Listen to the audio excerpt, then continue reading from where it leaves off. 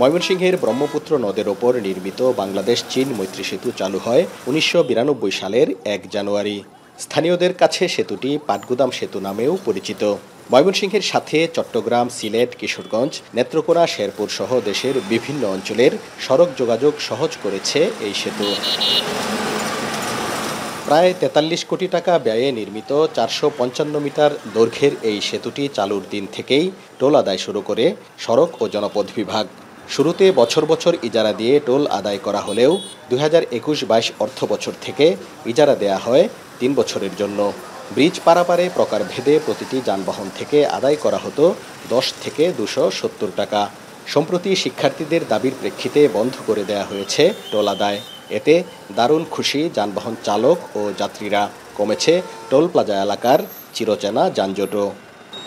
যানজট তো হইতোই, যানজট খালি থাকতাম, যাইতো গা ১০ মিনিট খালি থাকতাম, নাইলেও কয়সমলা খারে দিয়েছি, কয়সমলা গেছি গা দিয়ে ৩০ টাকা করে দেওয়া হইতো। এটা তো আর আসেন না, ডেট আসেন না দেওয়ার।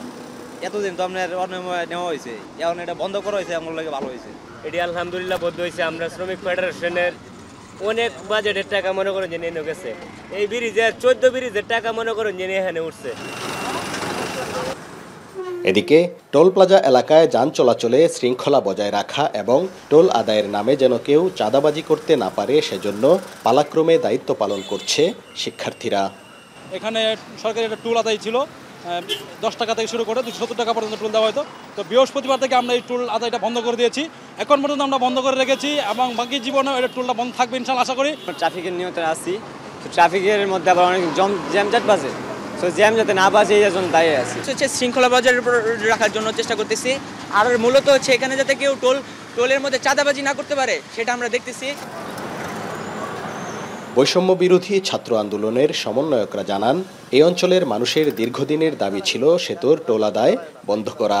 তারই প্রেক্ষিতে সাময়িকভাবে টোল বন্ধ হলেও স্থায়ীভাবে বন্ধের দাবি তাদের। ময়মনসিংহ জোনের সকল মানুষের প্রাণের দাবি ছিল যে এই যে চীন মৈত্রী সেতু, এই সেতুর টোল আদায়ের আর যৌক্তিকতা নেই, এটা অচিরেই বন্ধ করতে হবে। এবং সেই ছাত্র জনতা এবং ময়মনসিংহের মানুষজনের কথা চিন্তা করেই আমরা প্রশাসনের কাছে দাবি জানিয়েছি। আমরা এটা স্থায়ীভাবে বন্ধের জন্যই দাবি জানিয়েছি। আমরা এটার সাময়িক বন্ধের জন্য দাবি জানাইনি। যেহেতু অন্তর্বর্তীকালীন সরকার হচ্ছে যে শপথ গ্রহণ করেছে, আশা করি যে সরকার এই বিষয়ে অবগত হয়ে একটা যৌক্তিক সমাধান করবেন। শিক্ষার্থীদের দাবির প্রেক্ষিতে সেনাবাহিনীর কর্মকর্তারা স্থানীয় প্রশাসনের সঙ্গে কথা বলে সেতুটির টোল আদায় সাময়িকভাবে বন্ধ করেছেন।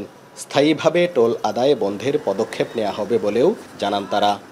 যতটুকু করা সম্ভব আমাদের আন্তরিকতা, আমাদের যে প্রচেষ্টা আছে সেটা যাতে আমরা তাদেরকে বোঝাতে পারি, সেই জন্য ডিসি অলরেডি ইফেক্টিভ অ্যাকশন নিয়েছে। এটা রোডস অ্যান্ড হাইওয়েজকে বলে টেম্পোরারিলি এটা করা হয়েছে, বাট এটা বন্ধ করার জন্য প্রসেস তো সিভিল অ্যাডমিনিস্ট্রেশন থেকে নেওয়া হবে আর কি। সড়ক অধিদপ্তরের প্রধান প্রকৌশলী মহোদয় বরাবর জানানো হয়েছে, তারা মিনিস্ট্রি থেকে ডিসিশন আসলে আমরা এটা ফাইনালাইজ করতে পারবো। তবে বর্তমানে টোল আদায় সাময়িকভাবে বন্ধ রয়েছে।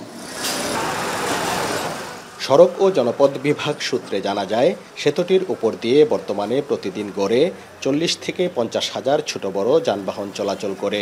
টোল ও ইজারা বাবদ ১৯৯২ সাল থেকে এ পর্যন্ত প্রায় ২১৫ কোটি টাকা রাজস্ব আয় করেছে সড়ক ও জনপথ বিভাগ। ৩২ বছর ধরে এই টোল প্লাজায় বসেই টোল আদায় হয়েছে সেতুর নির্মাণ ব্যয়ের কয়েক গুণ। সর্বশেষ ২ বার ইজারা দিয়েই নির্মাণ ব্যয়ের চেয়ে প্রায় ৩২ কোটি টাকা বেশি আয় করেছে সড়ক ও জনপথ বিভাগ।